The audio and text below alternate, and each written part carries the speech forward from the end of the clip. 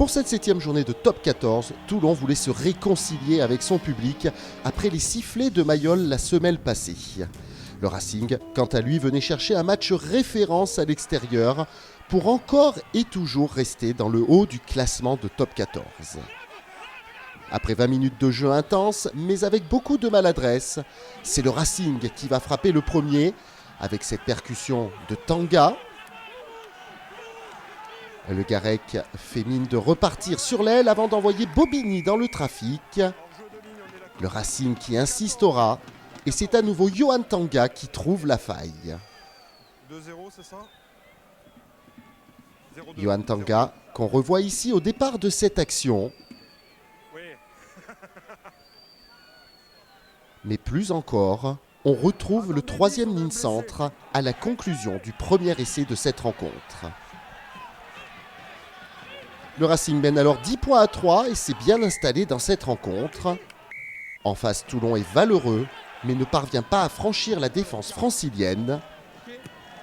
Dès lors, c'est Anthony Bello par sa botte qui maintient le RCT à flot, 6-10, sous les yeux de la nouvelle recrue sud-africaine Cheslin Colby.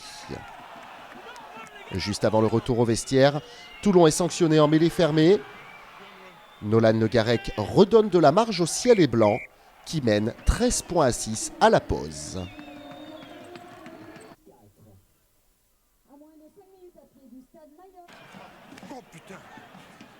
Puis le Racing mène 16-6 avant son envol sur cette action fleuve où Gaël Ficou serre la board. Retour ensuite avec les avants qui sont repoussés dans un premier temps.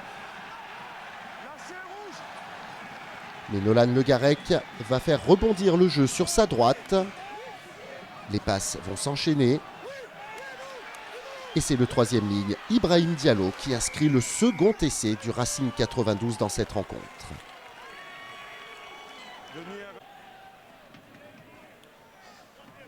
C'est l'essai du break, après 55 minutes pour les ciels et blancs, qui mènent dorénavant 21 points à 6, tout en maîtrise et en utilisant toute la largeur du terrain pour mettre à mal la défense adverse.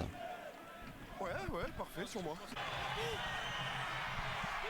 À 10 minutes du terme de la rencontre, Toulon jette ses dernières forces dans cette rude bataille. Les avants sont solidaires et vont porter Alinou Essé dans l'embut pour le premier essai du RCT dans cette rencontre, 13-24. Le Racing passe alors une nouvelle pénalité pour se mettre à l'abri, mais Toulon n'abdique pas et les temps de jeu s'enchaînent. La percée se fait sur l'aile. Emeric Luc est au relais. La vague rouge est stoppée une première fois, puis va repartir sur la gauche.